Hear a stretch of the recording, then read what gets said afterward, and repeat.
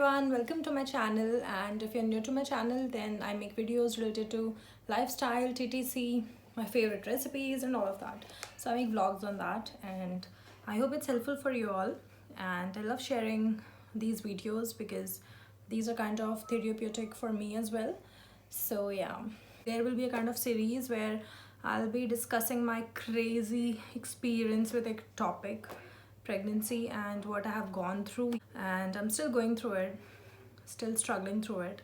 So yes, so basically what really happened was, when I found out that it was an ectopic pregnancy, the first place that I went to was YouTube, and I tried to find as many videos as I could related to what's really happening with me and what all can I expect.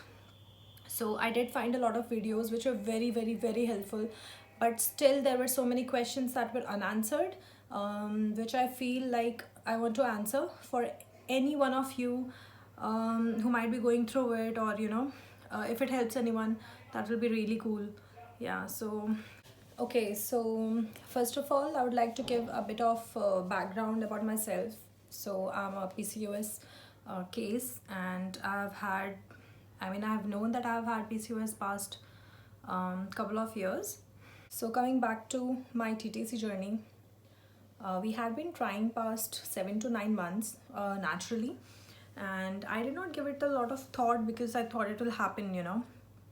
I was not really tracking my ovulation, and I used to think, I was not really sure, I was very confused. So I did have a preconception visit, and my doctor had asked me to just try for 1 year at least, to see if it works.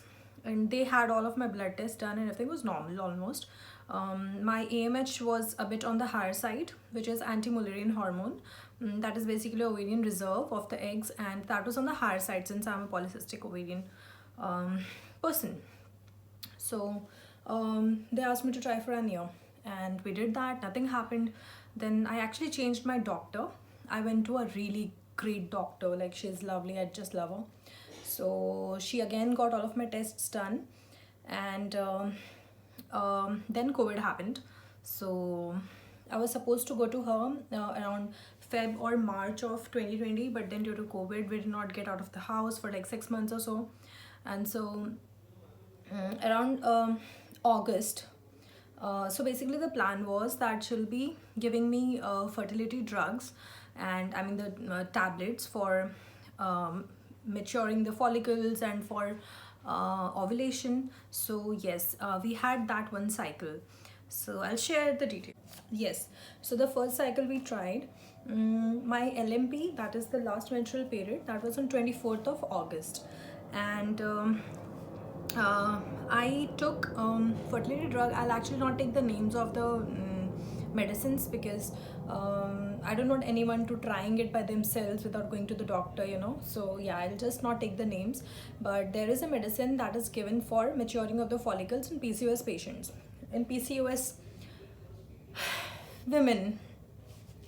So I was given that medicine of 2.5 mg from day 3 to 7 of my LMP, of my days, and one daily I had to take. Then I had to go for follicle. So basically your last menstrual period is your LMP, that is your day 1. Okay, so I was given these medicines from day 3 to day 7, that is total 5 medicines. And then I had to go for the monitoring of the follicles for the ultrasound on day 11, 12 and 13 LMP. Okay, now on 14 LMP, I got a trigger shot for ovulation. So the next day, so basically whenever you're getting a trigger shot, you ovulate 24 to 48 hours after that. So I ovulated on 6th of August, and after that there was this 2 week or 1 week wait period, which was so killing. Yeah, it was actually a 2 week wait period. So I had to test for pregnancy on 21st of August. So that wait period is like so crazy. You almost start testing from the very next day of the trigger shot, which is just crazy because that will never come up positive, right? But it's just so you're always so hopeful is the word, and to see that second line, it's really crazy. So I had to actually test on 21st. I had to get my beta HCG test done on 21st, and Till 21st, my doctor had given me progesterone for supporting, for that extra support of the endometrium, I guess. We got our beta done on 21st, which came out to be 2.75. So that is a BFN, big fat negative. And so later on I got to know, I asked the doctor that why did I even have a level of 2.75, why was it not negative or zero? So my doctor told me that the shot that you get for ovulation, that is actually an HCG shot for the ovulation, right? So that is why it will take some time to get that medicine out of your body as well. So that is why you will test a bit on the level of HCG, but it is a negative. It's if it is below 5, so mine was a negative. I was disappointed because I was like, I don't know why I always felt that I'll conceive the very first time I try, right? And even this time I was like, oh, this is gonna happen. I don't know why. I mean, it's not overconfidence or anything, but I just thought it's that easy. I never thought it to be so complicated of a process. So what really happened was, I was kind of disappointed but not sad, because I was excited to try for the next cycle. I spoke with my doctor and we decided to go for an HSG test to see if my tubes are fine and if they're not blocked, because we had tried and it did not happen. So they just wanted to make sure to get that test done. That is the HSG test. The HSG will be done on day 7, 8 or 9 or 6, 7, 8 of my next LMP, and they do this test on those days because that is the only day when there's no chance of you being pregnant or you ovulating. Yeah, so we were waiting for the next cycle to start so that I could go and get this test done. And again, I had googled so much about this test and it said that if your tubes are blocked, it's gonna be very painful. So I was so scared, I was petrified of this test. And yeah, so I was waiting for my next cycle. So the doctor had decided that I will go and get a checkup at the hospital by other doctors. So due to COVID, this doctor was not taking any patients because her practice is at her home, I guess. Yeah, so they were not taking any patients there, and so she had asked me to go to the hospital. She referred me to another doctor. She is just amazing. I mean, the team of my doctors are just lovely. Everyone is great. So I'm at least very grateful and blessed that I'm in very good hands. Now my doctor, the doctor checked and she said that she found some kind of infection. So we cannot do HSG this cycle, we will do HSG the next cycle. And this cycle she wanted to get me tested for any kind of infection, which came out to be negative, but she gave me medicines to clear out any of the infections that I might have, so that my body can be ready for HSG next month. So what happened was, I never got my next period, right?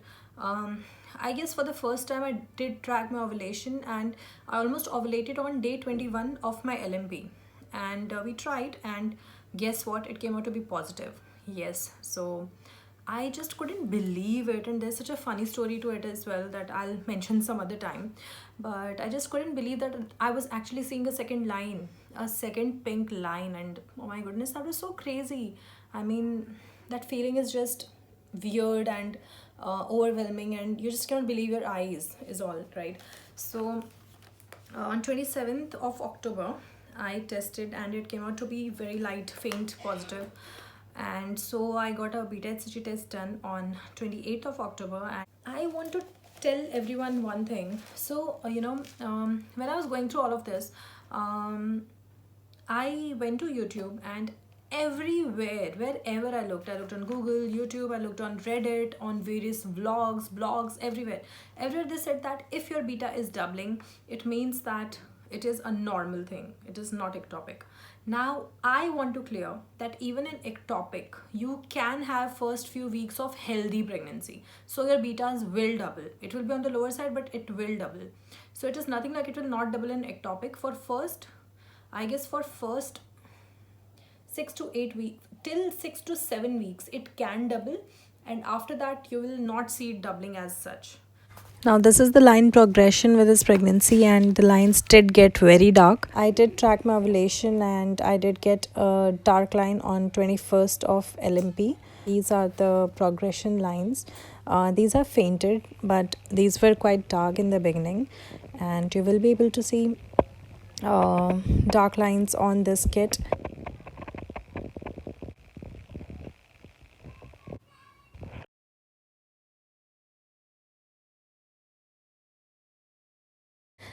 Also, I had ordered ovulation kit from Easy at Home from Card to India, and this is an ovulation kit. But then I tested, and these actually showed the result. Ovulation kits can also be used to test for pregnancy. So in my next video, I'll be sharing all about the beta hell and everything that we went through. So till then, bye, and I'll see you in the next one.